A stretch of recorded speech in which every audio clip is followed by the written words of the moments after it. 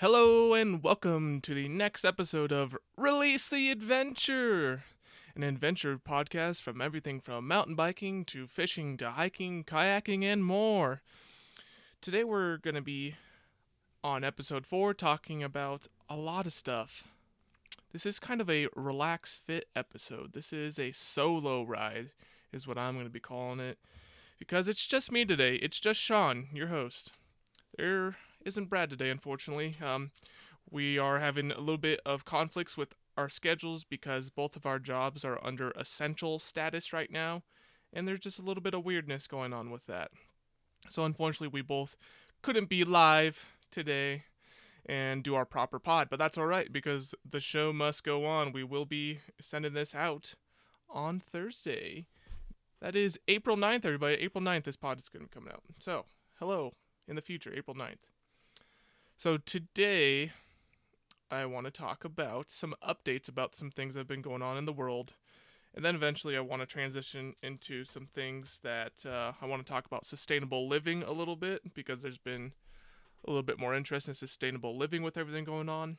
Some podcast updates, some things that I want to get back into, and then some things that I would like to eventually get into during this time of craziness in our world and a lot of change. Things are changing very fast, and it's important that we ride this out with grace and decency, and that's kind of where I'm at. So, just a quick little update before we get into the first segment is we're doing our giveaway, our Amazon $20 giveaway that we're going to be doing this for quite a while. So again, we're trying to get on to the new and noteworthy section of iTunes and to just try to give back and say thank you for all the listens that we've got to so far. We want to try to support the growth and say a big thank you to you guys. So all you need to do is send us a screenshot of your subscription to Release the Adventure on whatever podcasting platform of your choice is, whether that's the Apple Podcast app, Google Podcasts, Stitcher, Radio Public, Podcatcher. It's all good. Whatever podcasting platform you like, send us a screenshot of your subscription or follow, and then you're in. You're entered into the contest, and then you just tweet that to us at release the ADV, and you're in. So, anyways, enough of the upkeep. Let's get into some of the updates. So, if you guys remember, on our first episode, we took a deep dive into COVID-19 and adventures? Question mark. Can you go adventure? How can you adventure? What's the big deal here? Uh, and so things, are obviously changing very quickly because of COVID-19. And not really because of our podcast, but a lot of people are getting cooped up in their houses that aren't used to getting cooped up in their houses. So a lot of people have been taking to municipal city parks, the state parks that have been opened, and especially during the weekends, these parks have been extremely overcrowded. And I'm sure you guys have seen a lot of pictures on TV and on social media, but there's just, you could see just parks packed with people and people just not complying with social distancing, trying to keep at least 6 feet away, right? We're talking a hockey stick's length, or if you're in Florida, a gator's length away. So you can see these pictures, and it's just, it's, to me, it's disappointing. Because as someone who wants to live an outdoor lifestyle and wants to get out there and enjoy himself, it's hard for me because I understand the need to want to get outside and do your hobbies and live your life and live your adventure. But at the same time, we also have to have respect for one another and respect how our actions have secondary and tertiary effects on ourselves and the ones around us and our loved ones and all those people that we're around their loved ones, and how that continues down the rabbit hole of how when we're so close to each other, in proximity, it's just a scary proposition, of how you could be at the park and you could be a bunch to next to people, still talking, breathing, sneezing, coughing, and you might not, you got sick, and then you go home and visit grandma, check up on how grandma's doing. Maybe you had good intentions visiting grandma, seeing how she's doing. She needs any supplies, going out to the grocery store for her. But that time you were at grandma's, you don't know what could happen.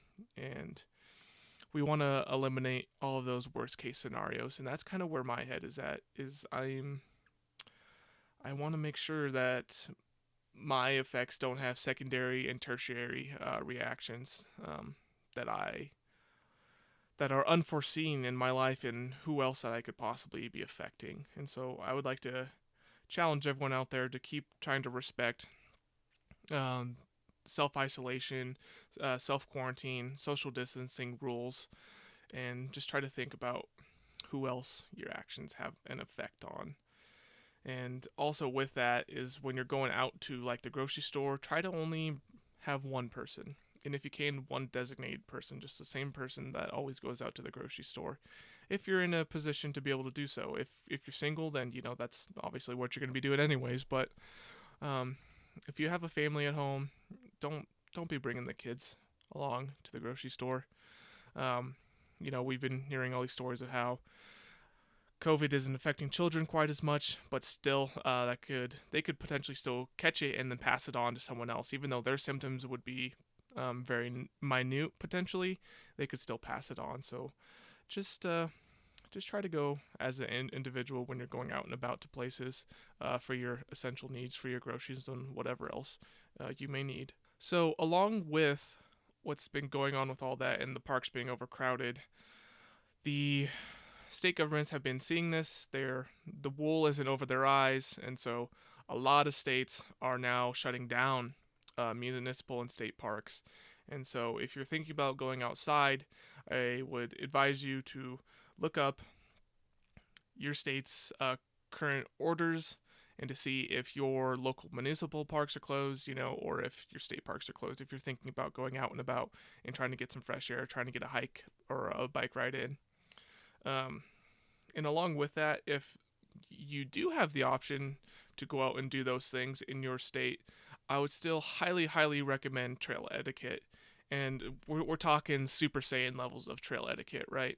Because there's overcrowding on trails, because there's this, that, and the other thing that we're all so cognizant of, or at least trying to be cognizant of. Remember, we need to yield to each other. We need to remember the triangle of trail etiquette of who yields to who, right? Everyone yields to pedestrians. Mountain bikes yield to everybody. Horseback riders yield to pedestrians, but they have the right of way for mountain bikes. Okay, that's kind of the triangle. And so we just want to make sure that we're really respectful of everyone's spaces. And I know people like to talk on the trail, stop talk, and have chit chat, but that might not be the best idea, just because whenever you're talking, these small projectile fluids of saliva can come out, and so that's a possible risk of transmission and spreading even more. So, just a friendly wave, and just trying to keep it as little and as quick as possible, I would say. So, just try to stay aware of those things. It's very important. So next up, I would like to talk about kind of these feelings of isolation that people have been having and wanting to drive people to go outside. And for me, this is something that's been very easy, and I've been fortunate with that because my wife and I, we have each other and we work a similar schedule. We don't work with each other, but we work a similar schedule. And so, when I come home, I still get to see her and spend time with her. But there's a lot of people out there that don't have that luxury and are literally just by themselves 24/7. So if you know someone that's out there that has the ability to, that has the access to internet, I would highly recommend them joining a new online group or potentially taking up a hobby that they never thought of, a indoor hobby. And so one of the things that I really enjoy doing, that's a really fun indoor hobby, is playing tabletop games, whether that be board games, physical board games, or like tabletop RPG games. And so those games are really fun to me. And you're probably wondering, well, how are you going to play those games if you can't sit in person? So if you want to play tabletop games, if you have a laptop or a computer, I would recommend checking out on Steam or whatever platform this game is on, but checking out Tabletop Simulator. And it is what it sounds like. It's just a tabletop simulator, and you can upload any other games that you want into there. And you can invite your friends, and then you can talk on Discord. And there you are, you're playing your favorite games. We're talking Gloomhaven, Seven Wonders, Zombicide, all these super fun games. And you could be playing that online with your friends now. And the cool thing about that is you don't have to pay for the individual games on Tabletop Simulator. You just go to the Steam Marketplace, or the Steam Workshop, I should say, excuse me. And then you could just download, just go in the search bar of the Steam Workshop and search whatever games you want. So whether that's, Magic the Gathering, Pokemon, Yu-Gi-Oh!, like I said, Gloomhaven, Mage Knight, there's just so many games, and a lot of Dungeons and Dragons stuff too you can do on there.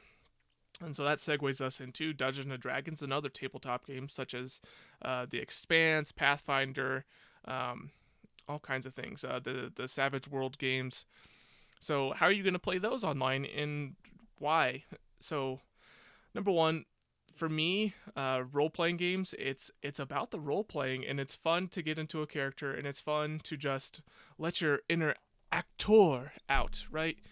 Even though I'm not an actor, I'm never gonna be an actor, but it's fun to do these silly accents and silly voices and pal around on these goofy adventures with my friends. It's fun, and it's living into these characters and getting into this different mindset, and it's really fun.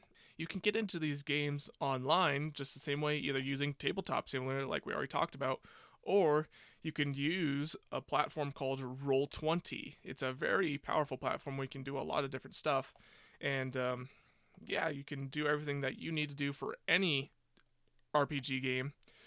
My group is running The Expanse right now, and we're able to do everything that we need to do for the Expanse RPG game with Roll20.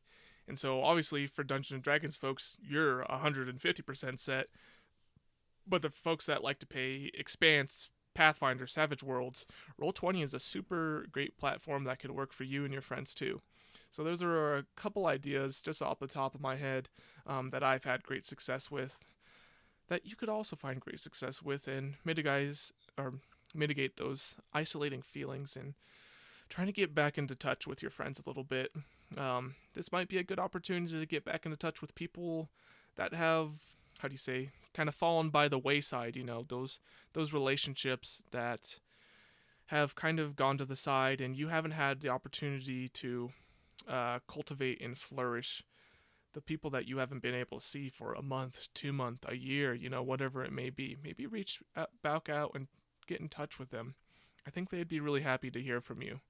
So, next up, I'd like to talk about the people out there that are essential employees, and I'm more specifically talking about the people that aren't in hospitals, that are quote unquote essential employees. So, there's a lot of fast food workers out there that are essential, and I'm sure, I'm sure the folks at Wendy's in the morning after I get off of work, I'm sure they're tired of me ordering my Wendy's breakfast baconator in the morning. I'm sure they look at me with disdain and think I'm part of the problem. And I'm sorry. I probably am part of the problem. I'm sorry, but the breakfast baconator is so good though. Oh man, and just this times of being indoors, I don't know. The diet's not looking good, fam. The diet's not looking good. But anyways, I want to talk about like my experience with being an essential employee, and I wish Brad could be right here right now because he's also an essential employee, and he has a much different experience than I have. And I'll kind of touch base off of what Brad's been telling me. But for me is I work in a medical quote unquote devices company. And so what that means is we make medical film, we make x-ray film, but we also make color photography paper and some other non-destructive testing paper, and just stuff that doesn't have to do with the medical industry. And so it's really frustrating when we're like running color photography paper and the world's in this crazy place and we're there. And the crazy part is my job has a confirmed case of COVID-19. And it's extremely frustrating for me at my job because the response has been very nonchalant, just a big shoulder shrug, just it's fine. Look at all these great things we're doing. We took out chairs from the break room, see everyone's social distancing, and we put these footsteps on the hallway so people can recognize not to walk next to each other. And I'm gonna be honest, it's a bunch of malarkey for them. It's just, I mean, yes, these are things that are very good and things that we have to be doing, but they're elevating it to where it's like they're solving the problem, when it's just they're doing nothing to solve the problem. It's just they're doing the bare minimums of what all of our governments and our communities are already knowing and recommending, and they're elevating it to this extent, like they're like they come up with this grand innovative solution, and we're going to keep all of our employees safe because we're social distancing during our break times. No, no, no, no, no, no, no. And so it's just so frustrating to me when we're not making anything to do with the medical field and we're not helping anybody out. It's the big question is, who is this going to? Who is our products, our non-essential products, going to? And how is that affecting their lives? And how are we helping the world at large right now? And in my experience, we haven't been. The company that I work for hasn't been. And I'm sure, if you talk to someone higher up and if you're in a similar situation, I'm pretty sure they could give you some corporate speak of how they're helping out and this and that. But on the ground level, as someone who works, a full schedule, and I am grateful that I haven't been furloughed, so I don't want to come off as that. I am truly grateful because that is a whole beehive that I do not want to kick and I do not want to be involved in. So I'm grateful that I currently have a job and I have hours. But I'm also disappointed in the response with a lot of companies out there that just haven't been taking it 100% seriously and haven't been doing enough to protect their employees. For example, my job is running out of PPE, and I 100% agree, 150% agree for that matter, the priority has to be, not should be, has to be on the hospitals for the PPE. But it's also makes me feel like, okay, well, I'm here doing this job that's quote unquote essential. There's a confirmed case that happened in the company, and we're running out of PPE. Am I essential or am I expendable? And that's kind of sums up the feelings that I've been feeling as an essential employee is I feel expendable. I really do. And it's a tough pill to swallow right now because I have to keep working, I have to keep working for myself and for my wife and everyone else. It's difficult, and I feel like that is something that is a strain and a worry that a lot of people are feeling because there's so many other companies out there that don't have proper PPE.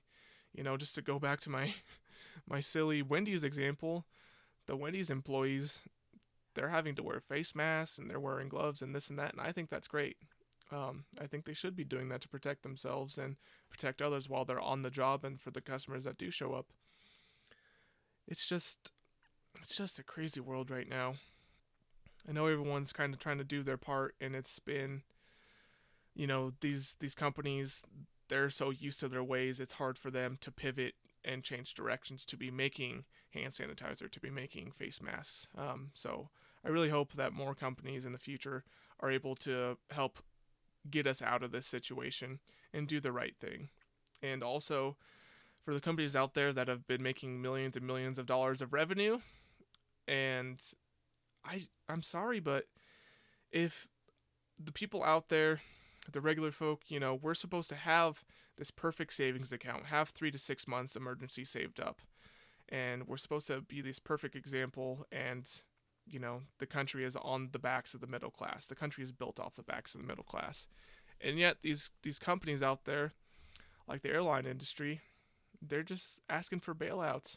How come, as individuals, we have this huge high standard for personal finance, and yet the companies, a month goes by and so many companies are going under? And I'm not talking about the small family businesses, that's on no fault of their own. So I'm not trying to blame them. I'm talking about these giant companies that should be prepared, that should be in a position when you see their revenue at the end of the year, you see millions and millions of dollars, and yet they're just tanking so quickly. It just makes you wonder, like, what is going on with the budget in these companies, and why is it so impossible to hold out through this? It's definitely a question that I'm not capable of answering of. I'm definitely ignorant in this. I'm not a huge CEO, I'm not leading, I'm not a CFO, I'm not leading some company. But as an outsider looking in, it's mind-boggling and it's frustrating. And I just wish, for these companies that are on the verge of taking time off and trying to help mitigate the transmission of COVID, you know, I wish these companies would do the right thing and send people home with pay without having them to use their vacation or their sick time. And it's just, I know that's a huge expense, but at a certain point, it's like corporations are made up of people. It's a conglomerate of humans, right? And every human has mistakes, and so every conglomerate of humans has a conglomerate of mistakes, I guess you could say. So it's that's a big sigh. I don't know. I just wish companies were having more humanity, showing more humanity, and taking care of their employees during this time. And so I really hope these things change for the better. Now we're gonna get into kind of some of this sustainable living that I'm talking about in the beginning. So a lot of people have been interested. It's like, well, while I'm in the house, what else can I do to upgrade my house, upgrade my life to where I can better provide for my family without necessarily having to go out to the grocery stores. And so the first thing that I would recommend is look into planting a garden. And if you're in an apartment, you can have a home garden, believe it or not. We live in a very small house ourselves, and I'm just gonna say full disclosure: we live in a mobile home by choice. We could have a pretty nice apartment, but we live in a mobile home by choice. And my wife has this little indoor garden where she has like 10, 12 different pots. I'm not sure what the count is right now. It's a growing collection of pots, and she has different herbs like microgreens, basil, cilantro, oregano, mustard, mustard seeds, and she's also planting flowers. We're planting columbines. I'm really excited for the columbines. That was kind of my project. Looking forward to planting those for my mom and being really happy about that. And we're starting all these out in little pots, and you can keep them in pots. You just need to put them in an area where you have a window and there's ample sunlight. And there's a lot of I'm not the most well versed in this, but there's a lot of like cross strains of different plants to where they're more resistant to dimmer environments, right? So you can look into getting a type of variant of a plant that you want to plant that does better in more dimly lit environments. And another thing you can look into is getting a grow light. These things are really cheap, and you can just pay for a light bulb, really. So if you have some sort of lamp that you were never using and you can angle the light in a way to point at your plants, turn that on during the middle of the night, and then your plants can keep getting that photosynthesis going more or less, and keep trying to grow during the nighttime. And so yeah, we've got a whole bunch of little plants and they're super cute, and they're really fun. And eventually, once we get past our last frost date here in Colorado, we'll probably go out there and transplant them into our garden. And so we're really excited about that. And there's so many things that you can look into gardening and planting. And if you have a house with a backyard or a front yard, even, I mean, depending on your local regulations, you could plant stuff in your front yard, turn your front yard into a little garden, your own little miniature farm. And you can look into that. Also, another thing that you could look into doing if you're in a means to do so and want to really just jump into the deep end of sustainable things is that you may never have thought about doing and that you could potentially turn a profit out of one day. And this is something that I'm going to do one day once my wife and I have our own house and a little bit more land available, is to have your own honeybees. Oh, it's so cool. So cool. You can have your own little honeybee hives, and then you have your honeybees go out and pollinate this new garden that you planted. and you kind of have this symbiotic relationship going, right? Where it's all kind of working together in a natural ecosystem. And it's just so cool. And then you can eventually take that honey that the honeybees are going to be making, and you can again provide for yourself and your family and provide for your neighbors too, or you can turn that into a profit eventually and sell your local organic natural homegrown honey from your honeybees. And so I think that's just super cool. And if you're handy, you can make hives relatively easily. There's DIY guides on the internet of how to make your own honeybee hives. And so if you got some lumber laying around and you got the tools to be able to do so, you could easily knock that out pretty easily to make your own hive. Or you could make a pre-made kit. They're varying in cost. Some of them are relatively affordable, whereas if you want to go big, you have the option to buy much larger hives with kind of some more bells and whistles on to them. So I think that's just a super fun idea, and that's something that I'm eventually going to do in my life as soon as we kind of upgrade our living situation, whenever that may be. And so, I want to challenge you guys just to look into ways that make sense for you and your family to live a more sustainable life. And that doesn't necessarily mean growing crops. The world is ever having, depending on where you live. In the United States, we don't really feel this, but different parts of the world are feeling, clean water shortages. And so something simple that you can do is while you're taking your shower, while you're lathering up with soap, is to turn the water off while you're lathering up, right? Because most of the time when we're lathering up, we're kind of facing away and trying to not like immediately get the soap off, right? You kind of want to lather up first and then rinse off, right? So that's one thing that you can look into, and just these simple things to where you can have a more sustainable life. And if we want to really go for the home run here, really go for the big swing, and you're in a position to do so, you've kind of been on the fence about it, I would recommend looking into getting solar panels onto your house and kind of some auxiliary batteries. And the auxiliary batteries more specifically so that you can store that excess energy. We're getting into summertime here in the United States in the northern hemisphere, and so we're going to have a lot more sunlight, and your solar panels can provide electricity for all of your house and basically make sure that you don't have any sort of electricity bill. And if you have those auxiliary batteries, you can store up that excess energy, and depending on how many auxiliary batteries you get, you could get a week's worth, a few days worth, a month's worth.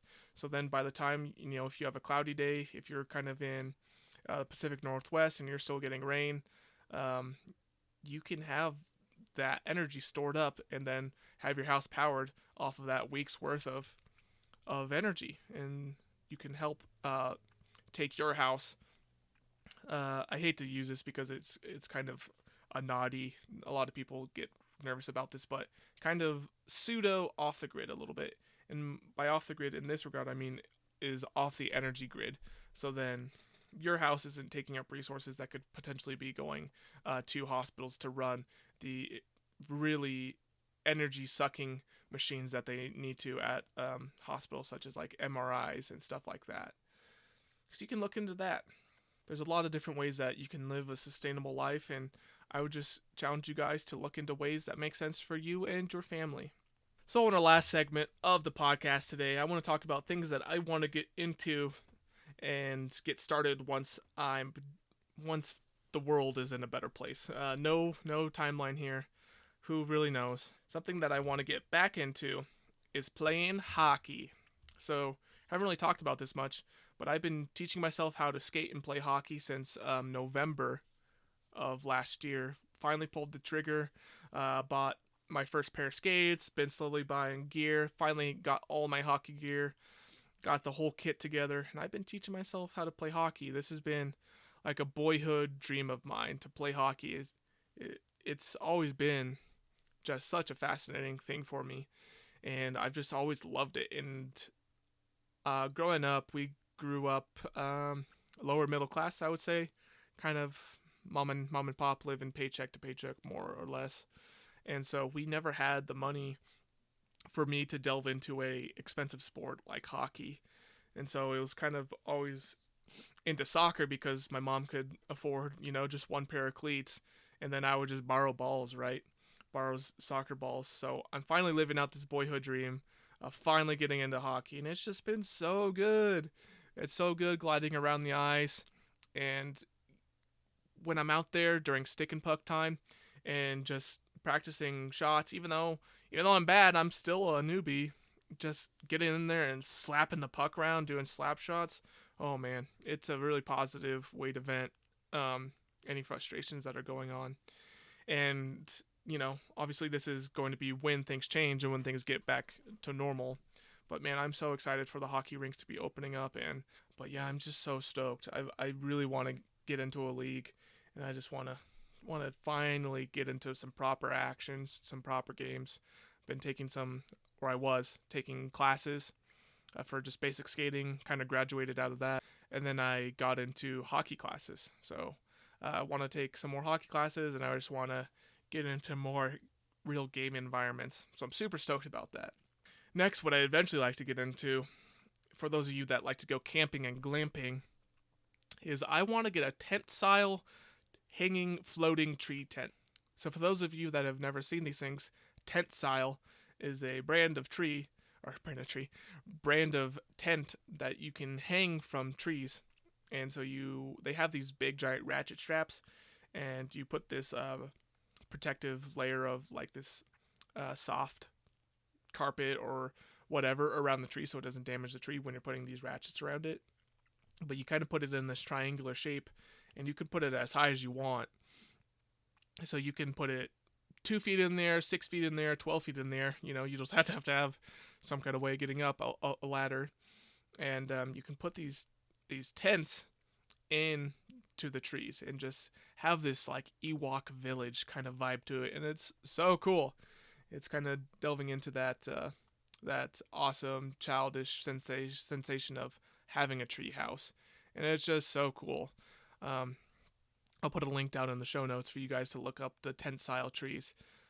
I said it again, Tentsile Tents, excuse me. And they're just so fun. I'm really excited to one day getting into those. Kind of this awesome mix of hammock and tent. And I really enjoy going hammocking when Brad and I are doing our adventures by ourselves without our significant others. We like to go for the hammocks. And so what's great about these Tentsile floating tents is that it's kind of the best of both worlds. It has the feeling of being in a hammock and a tent at the same time. And so it's really fun being with your significant other. I mean, I've never experienced this, but I'm just imagining in my head, just dreaming of being in these floating tents. But it really seems like this great cross between hammocking and tenting. So really super cool, really something to look into. And so I'm just excited to kind of get out of the house, guys. And I know everyone else is, but please remember your actions have secondary, tertiary effects on everyone else around you. And so please be cognizant of your actions and just what you're doing. So if you are in a state that can go out and about, just try to be respectful of other people around you. And if the park is overcrowded, just go home. I know it's disappointing, but if the park is already overcrowded, just go home. We don't want to help spread this more. We want to do everything we can to minimize our risk and the risk to others and just flattening the curve. So again, guys, before we wrap up, just want to give you guys a couple updates. The podcast, I've been super humbling surprised about. Like, we're doing pretty darn good. We've got a couple of hundred listens now, and so that's so cool. And I was looking at the analytics. Most of you guys are listening on Spotify right now, so super cool. Happy for you guys. But again, we are on wherever podcasts are, and so we're on the Google Podcast platform. I know in the last podcast or two, we're talking about how we're on the Google Play Music Store, but we're not on Google Podcasts. Well, now we're on both. So again, pretty much wherever podcasts are found. During the analytics, I was looking at the analytics, and I saw something pretty cool. And I want to have the caveat that this could be just people could be using VPNs and changing where their ISP is kind of bouncing around. But we had 14 or 15 listens from Argentina. And so if that's actually true and it's not just VPNs. Super cool. Super, super cool. Was not expecting Argentina to listen. And what's interesting is that's the second country. It's been all United States and then Argentina. And so, if that is true and my Argentina peeps are out there, thanks for listening. Really cool. Reach out to us and tell us about your experience in Argentina, what's been going on in your neck of the woods, and tell us what are the Argentinian adventures? What do you guys like to do? So I'd be super interested in that if that does turn out to be the case, and that's not just a VPN, just changing the location.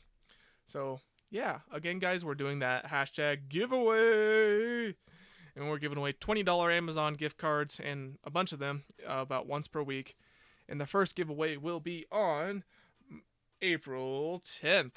April 10th, guys. So that's when we'll announce our first winners.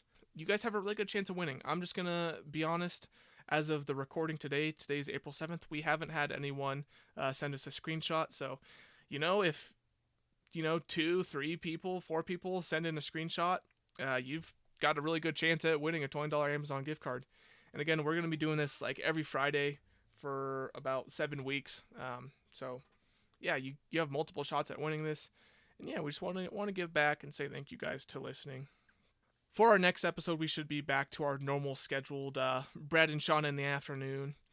And so I hope you guys look forward to that. That next episode, episode 5, I believe, will be on April 11th. April 11th. And as always, we always appreciate you guys reaching out to us. If you have any sort of advice or if you just want to talk to us, always reach out to us. Any sort of platform. At Release the ADV for Twitter or at Release the Adventure on Instagram. You can look out for us there.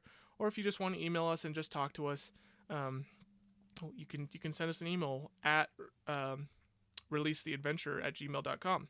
So yeah, lots of ways to get in touch with us. We're just normal guys. Feel free to get into touch with us. We want to build a community around this podcast, and we hope you guys can be a part of that. So anyways, guys, I think that wraps it up for today's episode, today's solo ride. I hope you guys enjoyed it, and just be safe out there, okay? And we are excited for you guys to keep riding along, keep listening to us, and thank you guys so much from the bottom of our hearts, and stay safe out there. Have a good one, guys. Bye!